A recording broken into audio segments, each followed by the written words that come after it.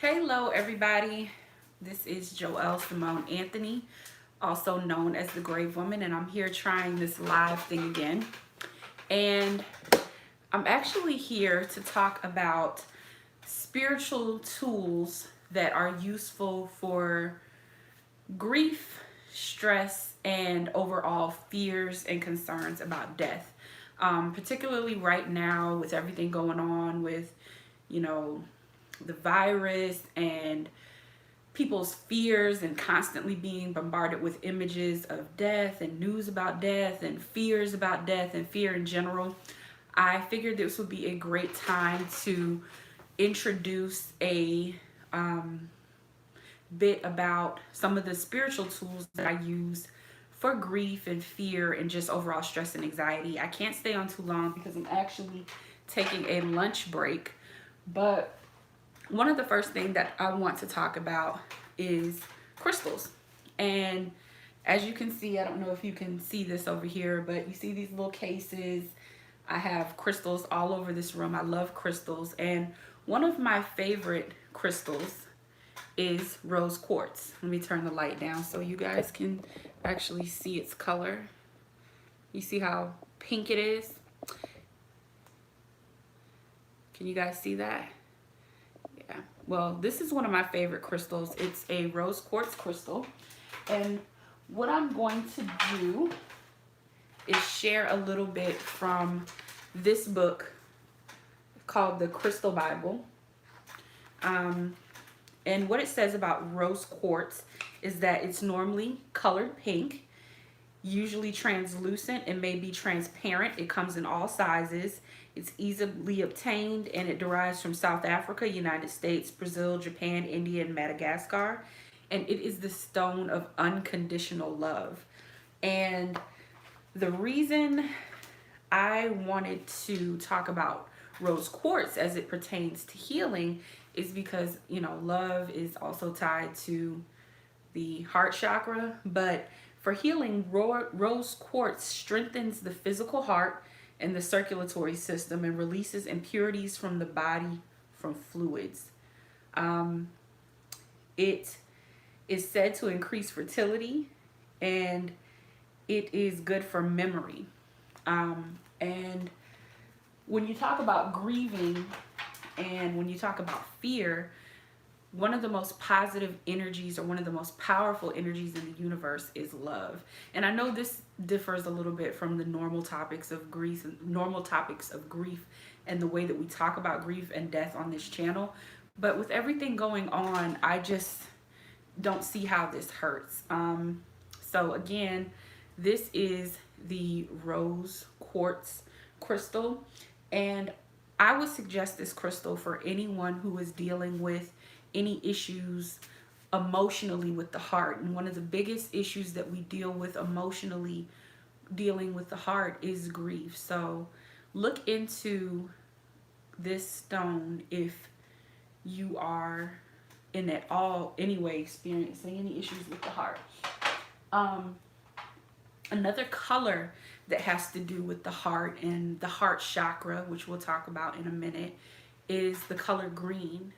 And I don't know the exact name of this crystal or the type of crystal it is, but I know that green is very closely associated with the heart chakra. And the book that I'm reading right now about chakra healing is called Chakra Healing, and it is by Margarita Alcantara. I hope I'm pronouncing her name correctly, but it says that the heart chakra holds our connection to both the physical and the spiritual aspects of ourselves. Because of its pivotal location, connecting the physical and spiritual chakras, it is also how we get in touch with our higher self in relation to the rest of the world and even the universe. And a lot of issues that you have when you have issues with your heart chakra are congestive heart failure, heart attack, heart disease, asthma, allergies, lung cancer, bronchial pneumonia, lung disease, breast cancer, high blood pressure, and even flu. And as we know, the COVID-19 is a strain of the flu. And because of this, I would encourage anyone who feels a connection to crystals or to chakras in any way to begin to work on your heart chakra. And if you're here in the comment section, if you've worked with chakras in the past, or if you've worked with crystals, please feel free to share your experience. But I know a lot of times people are skeptical about working with crystals or working with chakra energies because of the ways we might have grown up, because of religious beliefs, because of certain spiritual beliefs, or because of just plain misconceptions. I was once like that. I grew up in a very Christian household, and I've always been attracted to rocks and trees, but I didn't fully understand until later on in life that these things actually have physical and metaphysical properties. And because we're in such times of high stress and panic and just anxiety inducing information being driven in us constantly, I figured that talking about these spiritual tools that help during the grieving process, and also, as they relate to fears of death, would be a way to put some positive energy out there. Now, I'm not telling you that if you have a health problem or if you have a mental issue that these are the save all or the remedy.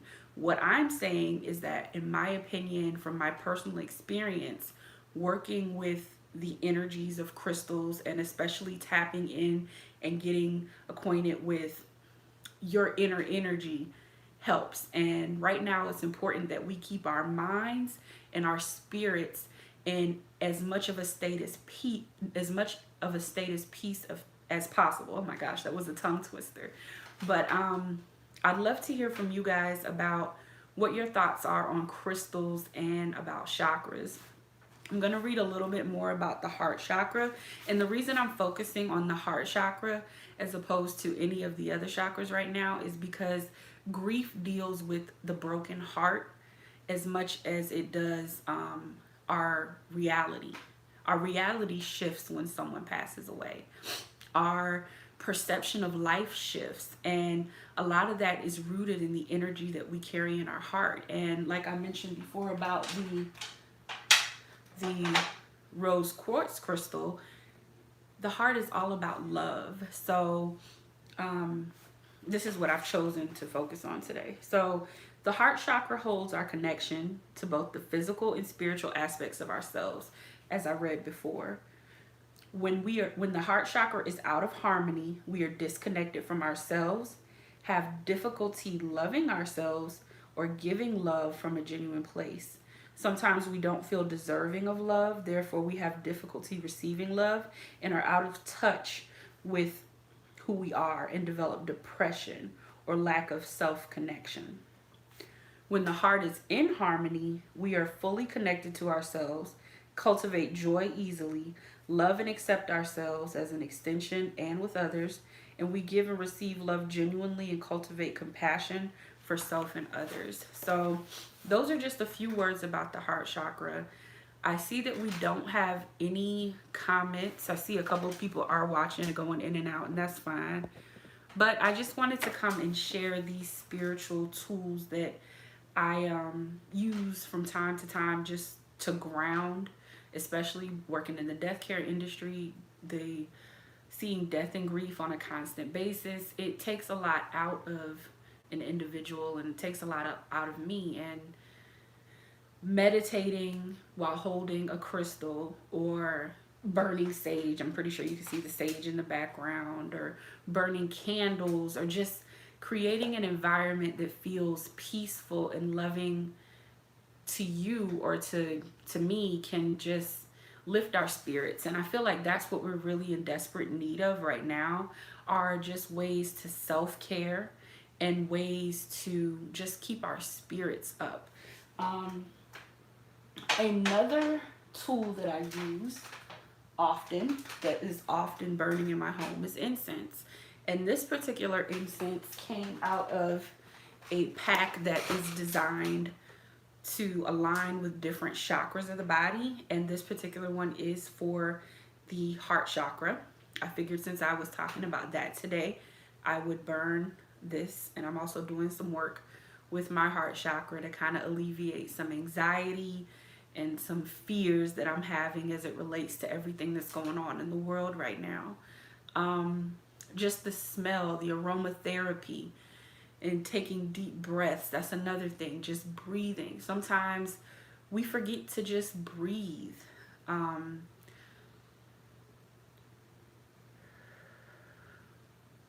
Taking a deep breath in can just really calm your spirit, and that's what it's all about right now. That's all this conversation is about. I'm not trying to convince anyone that they need to go out and buy crystals. I'm just sharing what I feel is positive energy with you all during this time. As you can see, something else I keep around constantly are photos of my family and my loved ones. I try to let as much light in as possible during the day. Even though it is raining outside, the energy from the sun is still coming into the room and lighting the room, filling the room with light energy. Just having a space where you can just be quiet and be still is another spiritual tool. So I'm going to cut this short. Again, I'm on my lunch break, and I just wanted to come and share some thoughts that I had, and I felt it would be fun. Maybe I would be able to interact with a few people on here, but I'll read your comments in the comment section later on, those of you who choose to comment. And I hope that you guys have a great day. Live life, love hard. And if you'd like to learn more about different spiritual tools that can be used for grief and fears about death, let me know, and we'll try to make more videos like this. Maybe not on live, maybe pre-recorded, so they're a little more organized. But live life, love hard, you guys, and I will talk to you next time.